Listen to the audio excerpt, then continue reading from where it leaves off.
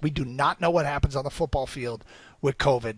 If pro athletes can't seem to handle a quarantine situation, I'm not sure how college athletes on a college campus are going to do it. And then if it spreads like wildfire in a locker room and two teams play and it spreads like wildfire, that just seems like a ripe situation for lawsuits and for devastating sickness potentially. I mean, one of the things liability is huge. Yeah, the CBS reported yesterday that 15 Big Ten players have that myocarditis, and that since they contracted COVID-19, that's 15, right?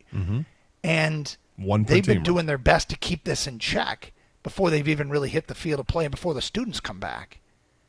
And that myocarditis is potentially long-term. Inflammation of the heart, correct? Yes.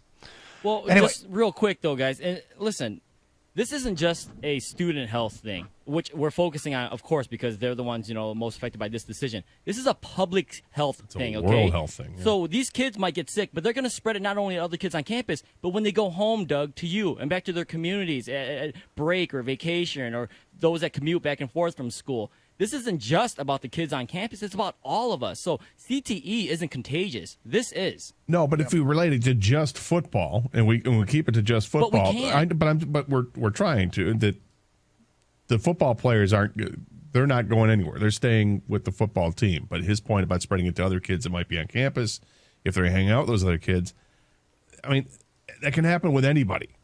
It can happen with two people that have nothing to do with football. They can spread it to other people. So. It's not an easy decision to make, and I think that they may have jumped the gun on it 2 weeks ahead of when they needed to make the decision. But doing it now, I don't like that they did it now, and I'm leaning towards not liking that decision altogether. But I'm willing to be swayed. I'm listening to everything.